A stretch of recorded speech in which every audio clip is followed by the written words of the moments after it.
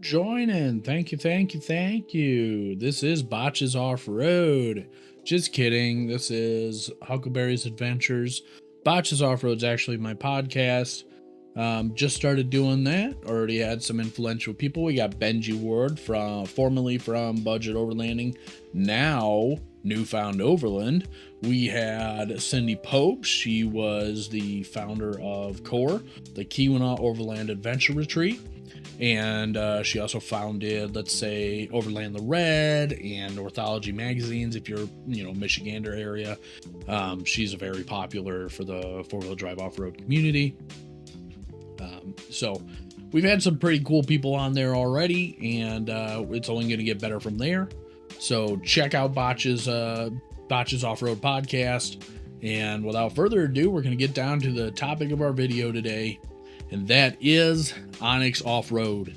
So today we're going to talk a lot about Onyx Off-Road, how to use it, how to understand it, and so that it doesn't look so complicated for all these new guys that are trying to get into this, that don't have someone to help them move along. I'm a little newer to it. I've only been doing this for like a couple years, and so I'm just starting to learn this stuff now. And maybe I can explain it like a dummy, because I am a dummy, and maybe that'll help some of the other dummies out there. So, without further ado, welcome to Onyx.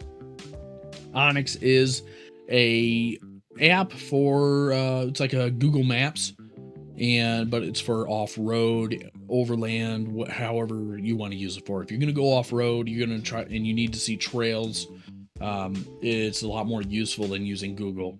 So, for instance, if I go over to Google here, this is your overview of this area, right? Great. That shows you every trail that you need to be.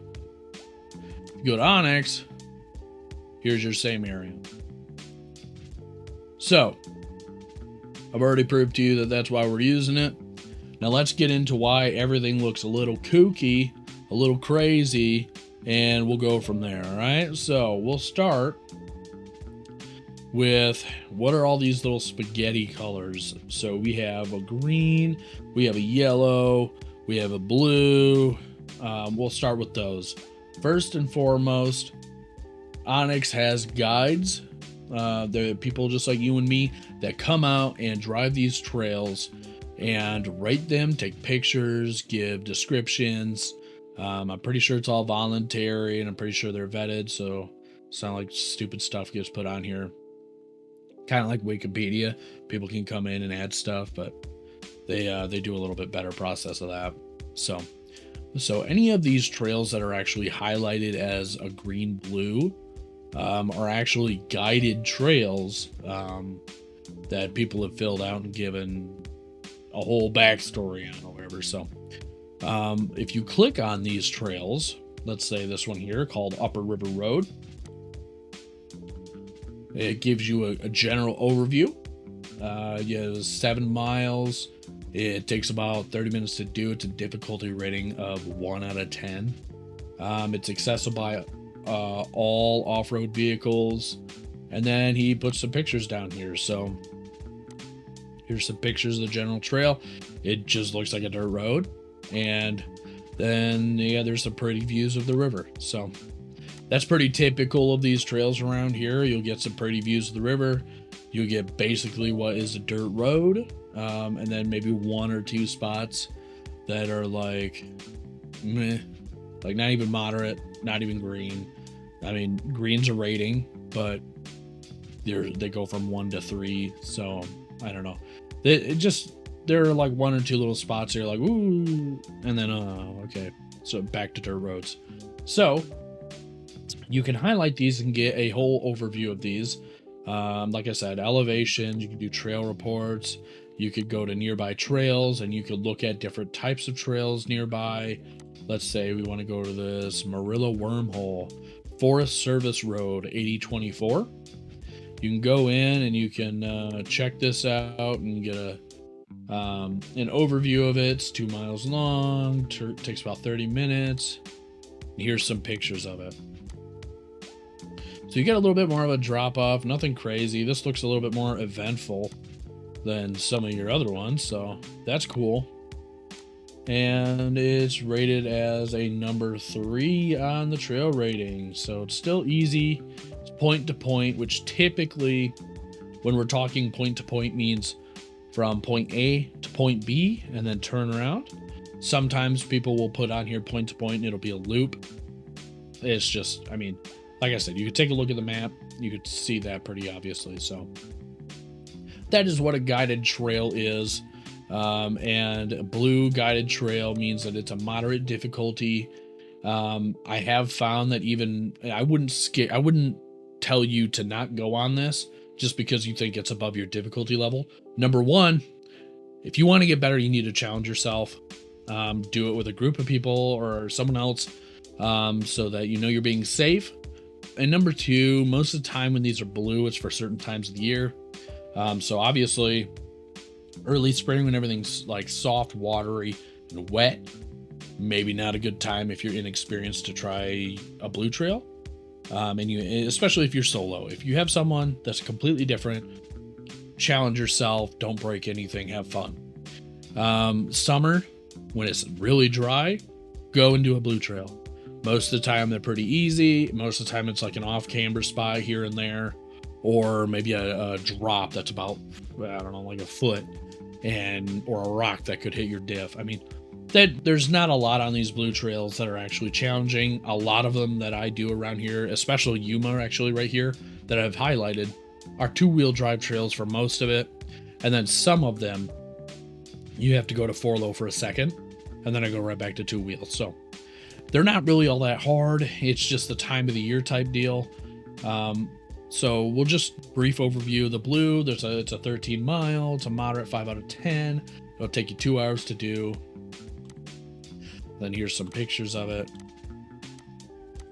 Nothing crazy. I think the hardest spot of Yuma was this one right here.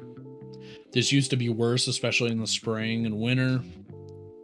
And of course the pictures don't make it look as bad as it actually is. But you know, it was a big rut that was really off camber, make you feel a little tippy there, but you still do it in 2-wheel drive and you were still okay. So now you know what guided trails are. If you see a color that you don't recognize, a really easy, quick trip or tip is going to be going to your filters right here. Click on filters.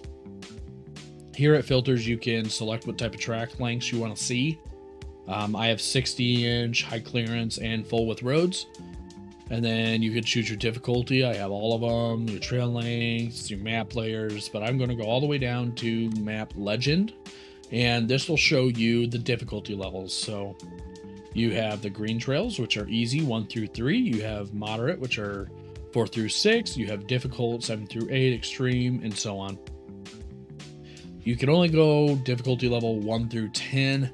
And I don't think there's anything bigger than moderate in Michigan, unless maybe we're talking some of the shelf roads or something in Drummond or maybe in the UP. But other than that, there's nothing more difficult than like moderate in the lower peninsula that isn't a part of an off-road park. So keep that in mind. That doesn't mean there aren't like giant mud holes, but that does mean that out of the guided trails, as far as obstacles and stuff like that, that there's nothing like crazy off camera. There's no giant shelves or anything like that typically. So keep that in mind. Wheel freely. Michigan's pretty easy. And then you have these here, and that's all like you like your dots. If you go down to here, you have like full width roads, high clearance 4x trails, 50 inchers, stuff like that. So you could check that out if you want. We're going to keep moving here, and we're going to teach you a little bit about dispersed camping, how to find spots, how to scout it, and how to make waypoints. First things first, follow all of your local state laws and blah blah blah, all that. I'm not here to judge or tell you how to do it, because you might be in a different state, so they might have different rules. If you're from Michigan, go to the DNR's website, make sure you're printing out a free registration form for each one of your dispersed camping sites, and then follow all the local and state laws, like I said, that apply. We're all going to assume that I'm doing that right now when I'm talking about this, so don't come at me. So you're looking for a camping spot and you're not sure how to go about it. You want to use Onyx Off-Road because a lot of people say that it's fun and it's easy and it's a great app to use, and they're right. So what you're going to do is you're going to scout and find a camp spot first. So obviously you want to be in a green highlighted area because that means it's owned by the state or government in some sort of way, or county or whatever. And you're going to look for, what I typically look for is a trail end or a trail end roundabout. So let's just start, I guess, in this area. We'll go right here. This looks like a trail end, and look at that, it's a little loop. And to me, it's on some trails. It's farther away from a regular road. So I'm going to, I don't know, I'm going to assume that this is a decent one that I might want to scout out. So what I'm going to do is I'm going to go over here and zoom in a little bit. I'm going to click, just one click on your left mouse, and then it's going to bring up some stats about this area that you just clicked, your coordinates, if it's part of the Manistee National Forest. And then you're going to go all the way down to the bottom, and you are going to click on the see more, and you're going to add a waypoint. So we're going to click add a waypoint, and you have the waypoint name up here. And because I'm looking for a camp, what I'm going to name it is, oops, I'm sorry, camp. So because I'm dispersed camping, I like to put it under the dispersed camping. And then because I haven't scouted this area, I'm going to put it under yellow. Really easy to see. I'll know if I've scouted it or not scouted it, and then I'm going to save it.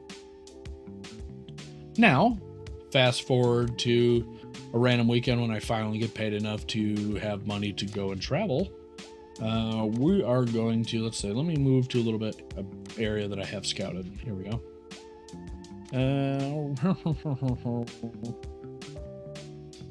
Here we go. So fast forward, I get up here, I'm looking for a spot to camp, and I have a green one here. Green means I have scouted this, and it is a dispersed camp. So I'm going to click on it. I'm going to read about it. I have been here. It's a campsite, obviously. It's a large one. It's got a fire pit. It's got tall grass, and that's all I have on here. So that I know that this is a site that I can use if I need it.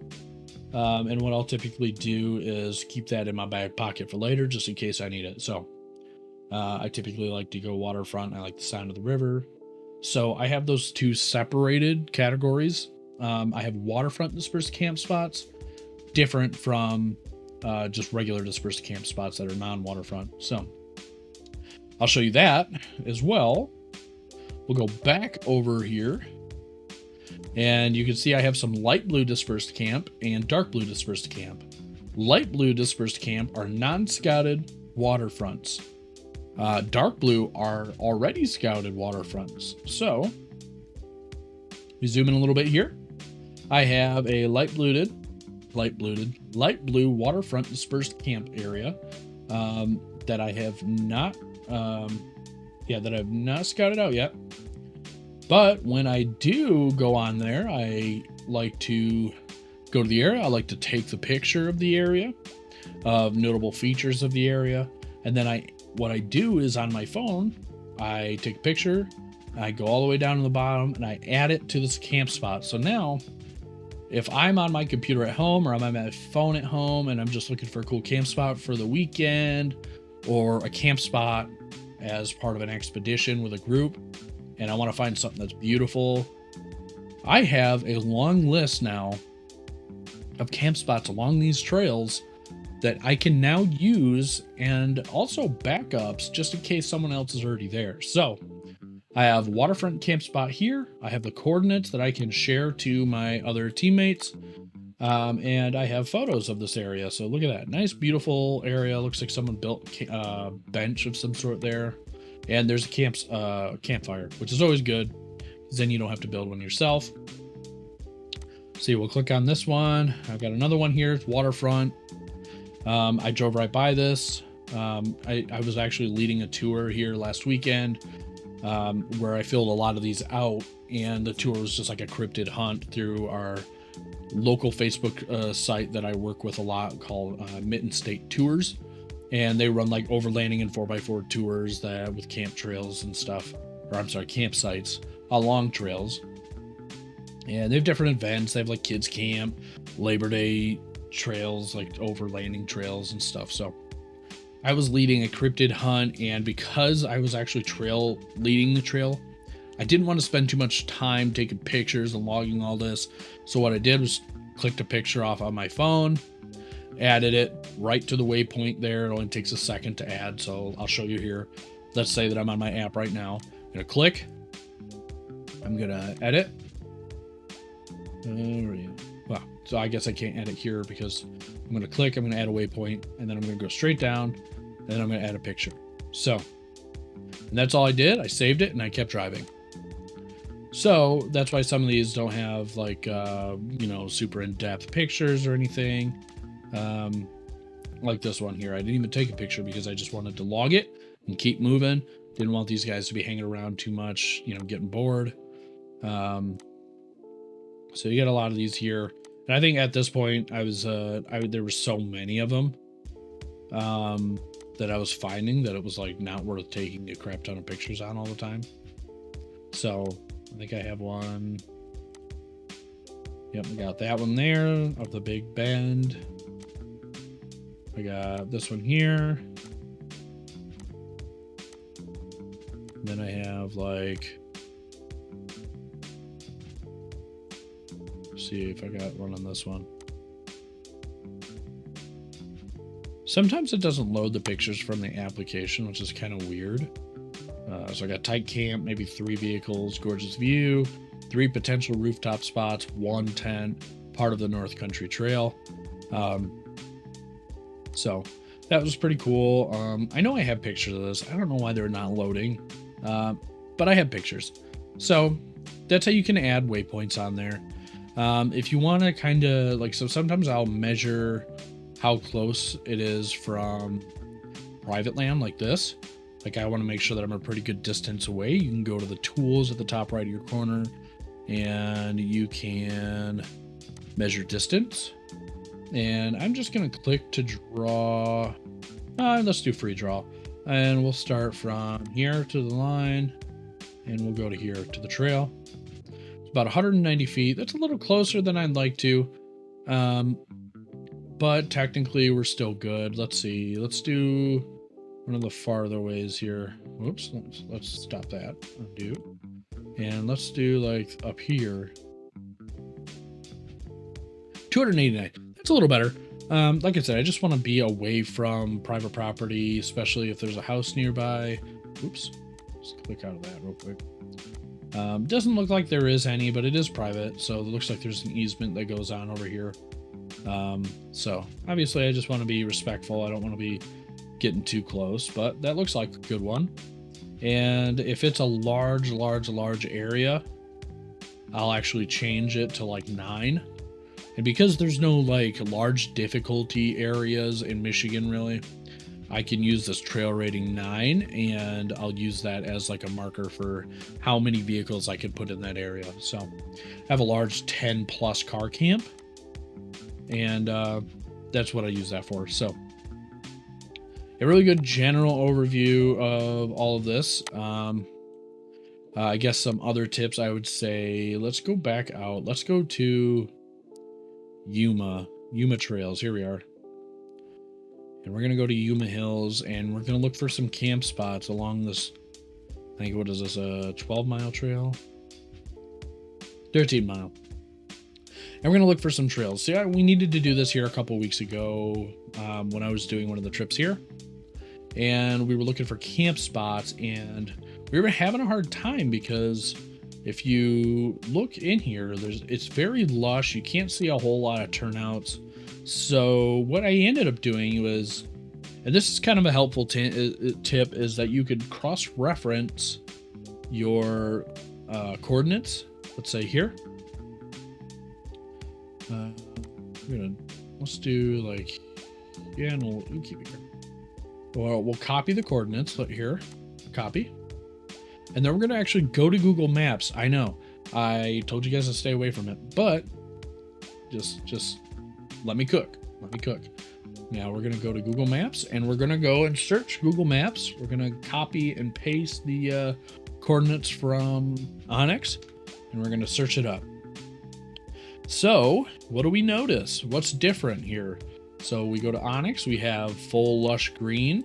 They took this in the middle of like spring, summer, and then we have early spring or fall. So what that means is that we now have a clear view of this road that we can kind of go up and down and look for, there we go. And we look for camp spots. So we know now that right here, and I'm going to click on this because you can also find coordinates on here. We're going to highlight these coordinates. I'm going to copy them. We're going to go back to Onyx. We're going to get rid of these old stinky ones and we're going to paste the new ones. And right here, look at that. You can see that there's a triangle here. You can't see that there's actually anything here. Oh, that sounded fucking weird. Here. But if you go to Google, you can see that there's obviously a camp spot here. So that is pretty cool that you can do that. Not all the time does this work. Sometimes you can get like a area over here that's a different part of the city. Obviously, this is a lot greener. Depends on the foliage, depends on when the satellite takes that part of the time of the year for the picture. Onyx Off-Road just has a different time of the year, and sometimes that's good, sometimes that's bad. So you also notice that I'll have I have like the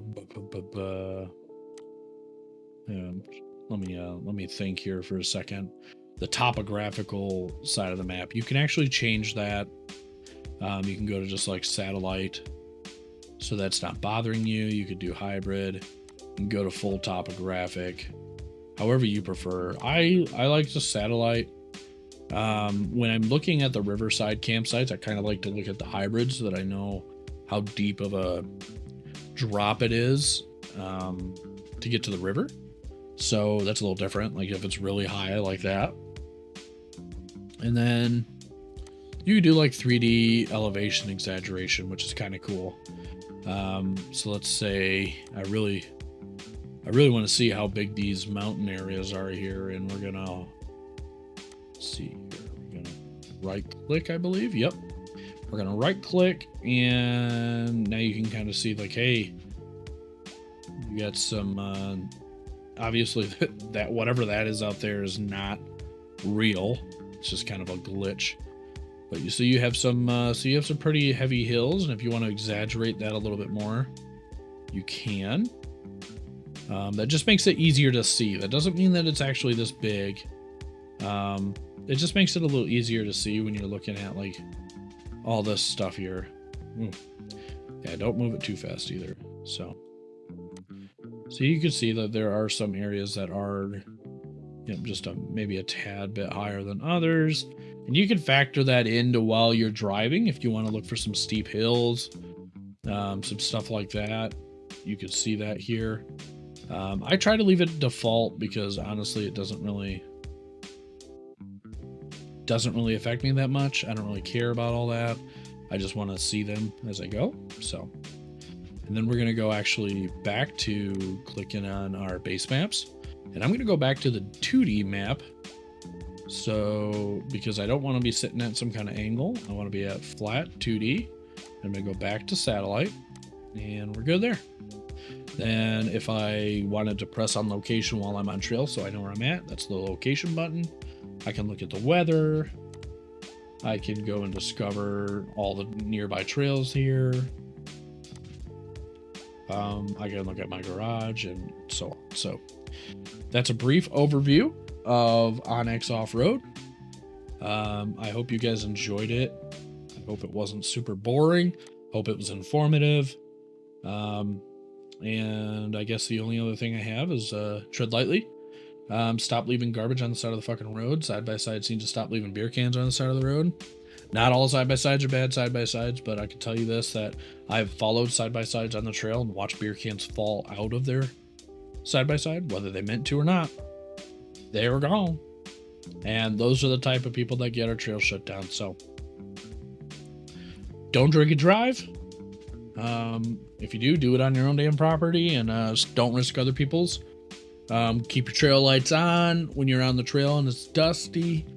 Make sure you're signaling to other off-roaders when you're going by so they know how many other trail riders you have with you. If you don't know how to do that, you need to look it up. You know, if you got 3 cars behind you, then you hang out, I got 3 cars behind me. So that the people that are coming by boot scooting, no, you got 3 more cars and they shouldn't start boot scooting again. So just safety. Make sure you guys' CVs are charged, or GMRS. I don't know if anybody even uses CVs anymore. If you guys want to hear me talk some more bullshit or some more videos, let me know. Leave a comment down below. Get on my Instagram, Huckleberry's Adventures, or join the old podcast, Botches Off-Road Podcast, that I just joined in on. Like I said, we're just getting started, so we can only get better from there. And we'll see you guys next time.